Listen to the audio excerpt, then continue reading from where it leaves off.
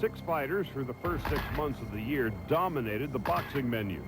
But the oldest of the 6 was the main course. I'm going to go to Baskin-Robbins, and I'm going to eat every flavor ice cream in the world. And then when you start pushing and shoving me, you're going to have to push and shove a whole franchise. While George professed to eat a lot of ice cream, an unknown named Terry Norris ate up a legend named Sugar. This is my last fight. Thank you for coming out. God bless you all. I don't feel bad. I don't want people to feel sorry for me. I've had a great career, and I wanted to find for myself, and I did that tonight. Got to a point where I didn't want to watch anymore. It was just a terrible sight for me to see a man such as Ray Leonard to be getting beaten the way he was getting beat.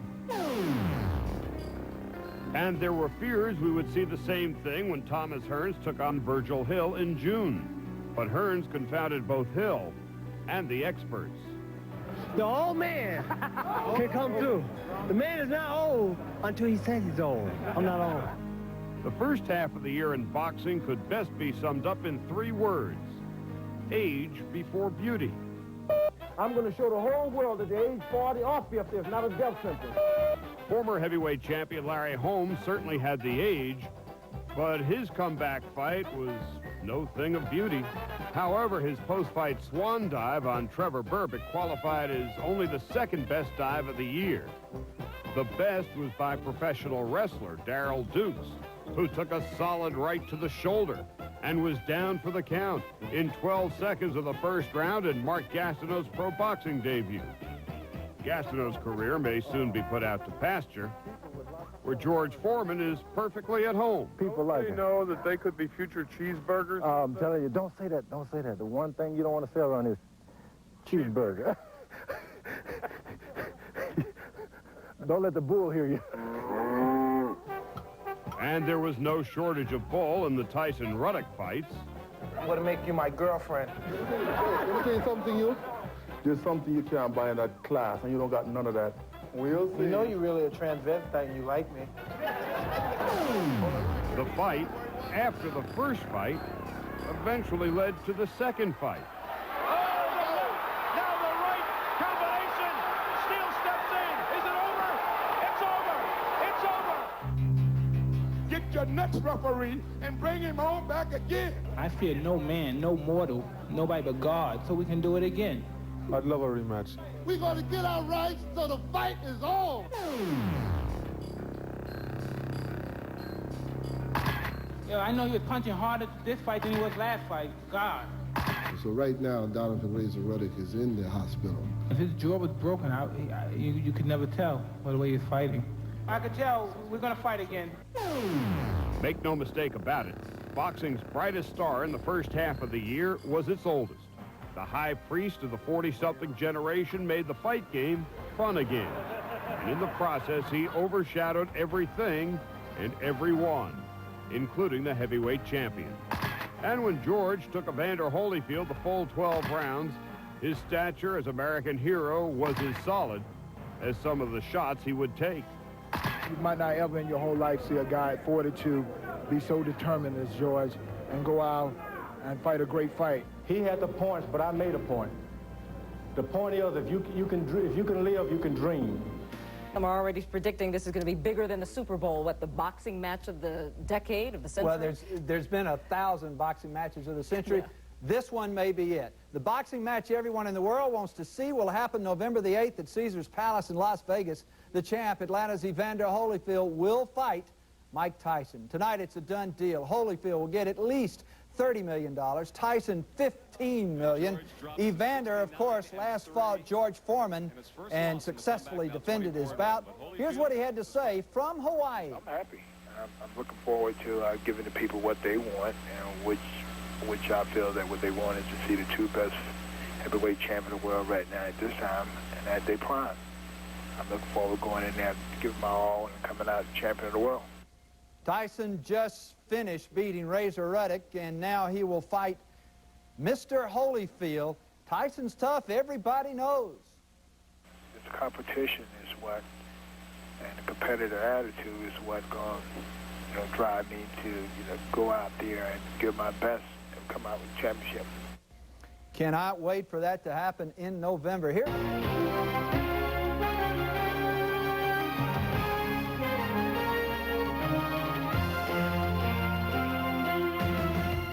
The champ and the challenger say, let's get it on. Coming up, Holyfield and Tyson's camp strike a deal. Have that. We do have boxing, and we have story of boxing and in business. You know, most inside traders are in prison, so boxing provides the best financial entertainment these days. That Holyfield-Foreman fight, the one we told you about last night, forget about it. Mike Tyson will get his title shot, get it November 8th against champion Evander Holyfield. Don King, Tyson's promoter, helped by WBC President Jose Sulaiman, made an 11th-hour move last night and closed the deal with Holyfield's manager Dan Duva today. King had demanded 45% of the purse. He will get 33%. $15 million to $30 million for the champ. Holyfield gets 60% of the monies over $48 million. Tyson gets 40%. Don King calls it a sacrifice. Where we feel is not fair and equitable by economics, it is fair because the fans have contributed so much to Tyson, and to take Tyson from off of his knees in Tokyo to be bigger than the champion with all 3 belts, that was a promotional achievement that I feel that is very gratifying to me. And everybody's hollering about Tyson, Tyson, Tyson. So it's Raw Tyson power. And now we figured that we should give something back to the fans who made that Raw Tyson power a reality. So we're giving it back to you. So Don King will be making those millions of dollars for all of you. But more importantly, Mike Tyson will attempt history. Only 2 men have regained the heavyweight championship, Floyd Patterson and Muhammad Ali. Now, Ali lost his title the first time when it was stripped over his refusal to be inducted into the U.S. Army. And another question, has any heavyweight champion gotten less attention and less respect, wild champion, than Evander Holyfield? Tyson sells pay-per-view homes, Foreman the same, but Evander, he's got all 3 belts. It's the fight the public has been waiting for. Evander Holyfield will defend his heavyweight title against Mike Tyson, November the 8th at Caesars Palace in Las Vegas. The 2 sides finally came to an agreement after bitter negotiations. Holyfield is guaranteed $30 million. Tyson will get at least half of that. Title defense, not against him, but against Mike Tyson instead, and that the champion violated a contract to give George a rematch. A lot of things like that go through the promoters and like that. I don't know what the suit is all about. I'm just looking forward to fight Mike Tyson on the 8th. I am absolutely convinced, beyond any doubt in the world, that Evander Holyfield had a binding legal contract to fight George Foreman, and his failure to do that and to fight Mike Tyson instead subjects himself to tremendous damages.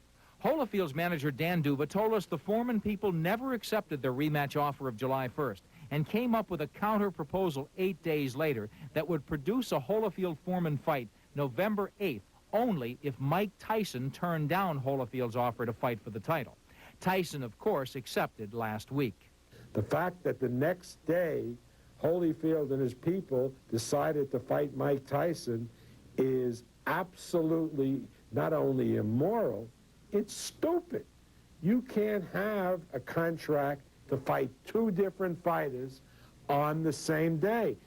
Arum is boiling mad, and Foreman is suing, both saying the contract wasn't contingent on anything, and they had a deal, which Holyfield walked out on. I've fought for him already, and I'm just looking forward to go ahead on with my career. This is absolutely preposterous.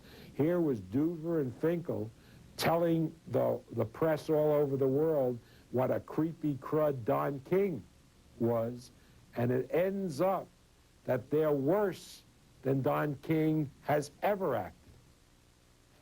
Well, that is saying a mouthful. Meanwhile, Holyfield does have a signed contract to fight Tyson November 8th at Caesars Palace. It'll now be up to a judge to decide if George Foreman was unjustly squeezed out.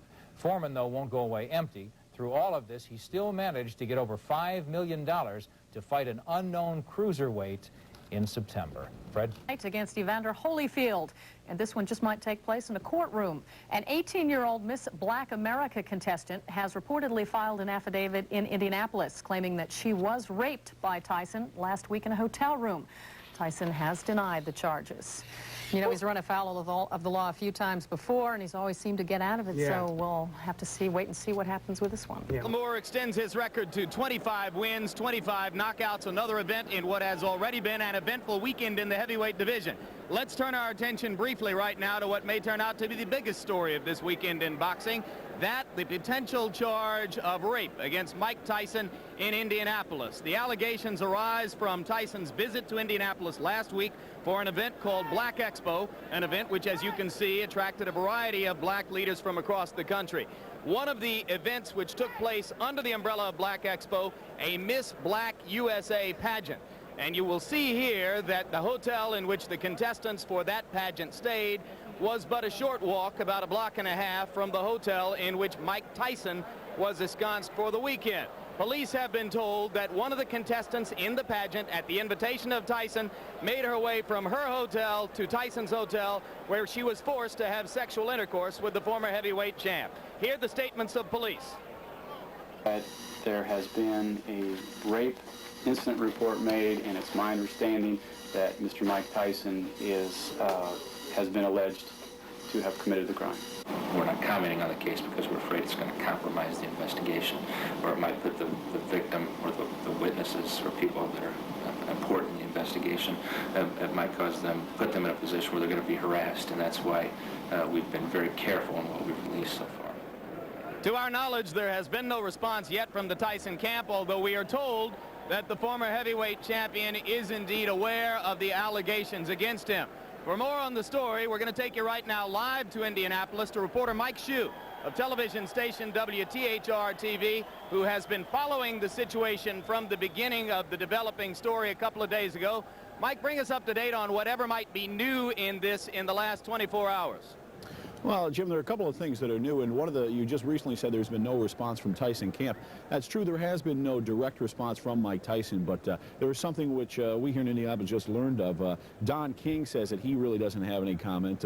Nobody's talked to me about it. We have to deal with it in the American way and the constitutional due process way. And that is what is going to happen here. The prosecutor in this case has held off in releasing any information for about a week in this, and speculation is here so that he can get more facts without the giant media storm that will be following this. And that is what has happened here. It all came out yesterday when our station broke the news, and everybody is scurrying to find out all the different whereabouts about Mike Tyson over the weekend. Now, there have been some contestants. There was a woman in the Miss Black America pageant who just today from Miami said that the alleged rape could not have occurred at the time that it was reported in this police report, and the reason being that she was with Tyson at a Johnny Gilly concert until 1:30 in the morning, and the alleged rape is supposed to have occurred at 1:30 in the morning in the hotel room that Mike Tyson was staying. One of the interesting things about this is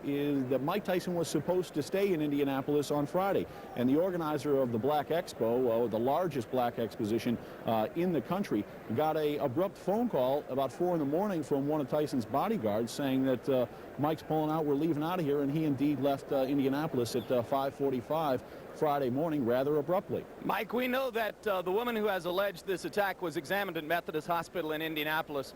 Do you know if the police believe they have the medical evidence necessary to support a charge of rape? I'm sorry, Jim, I do not know that. And one of the reasons for that is the police have been very tight-lipped about this whole thing. The identity of the woman, it is our station policy not to release that at all. And I know that her identity is being kept very closely guarded on this. All right, Mike Shue of television station WTHR in Indianapolis, thanks very much for your time and for bringing us up to date on the Mike Tyson situation there. Standing with me now are the two men who stand to be most affected by whatever happens to Mike Tyson in Indianapolis. On my left, unanimous world heavyweight champion Evander Holyfield. On my right, heavyweight contender George Foreman, both of whom have expected somewhere along the way to perhaps wind up in the ring with Tyson, most specifically Evander, who has a contract to fight Mike November 8th. Are you fearful that the potential for a rape charge in Indianapolis could throw that fight of yours off schedule or perhaps even cancel it? Well, maybe it would, but I hope that in that situation it's not what they put on Mike Tyson. I hope that it's not what everybody think it is. So what you're hoping is that in Mike's best interest and in your own best interest, that the allegations prove groundless. Well, I'm looking in the best of Mike's interest. I feel that we can always fight one day. And I think that, you know, the man worked hard all his life to make something of himself. I hate for a situation like that to happen to anybody.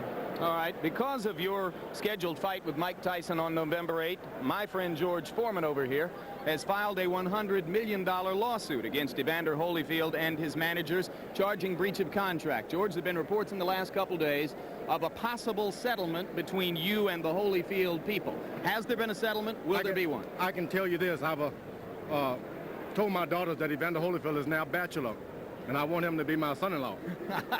He's rich, you know. Do you want him to give you a whole lot of money to drop your lawsuit? No, the whole thing is we're going to have a lot of fun. I still love Evander Holyfield. We're great friends. We're hoping that he and Mike Tyson come out for the heavyweight championship of the world, and I'm next in line. And the whole thing is going to be a lot of fun in the end. It sounds like a lot of rhetoric, George, when you are holding a $100 million club over his head. Aren't you expecting some payment from Evander? All I expect from Evander Holyfield is for him to stop trying to break my will in the ring, or try to break my will and stop trying to break my jaw. Well, I'm not entirely sure all of that is true because, Evander, my information is that his side is still looking for some recompense from you, and that's why the $100 million lawsuit still exists. Are you fearful that George's lawsuit might prevent you from meeting Mike as scheduled on November 8th? Well, not at all. I think that's left up to my attorney. My attorney is handling that matter. And with me, I'm still training and looking forward to fighting Mike Tyson. He says he still loves you. Do you take him at face value on that one, even though he's suing you for $100 million? Sure. I don't think it's more of me. I think it's more of whatever the situation is, and my attorney didn't handle the matter. Mike Tyson claims he's the punching bag. It's made by a Miss Black American contestant against former heavyweight champion Mike Tyson.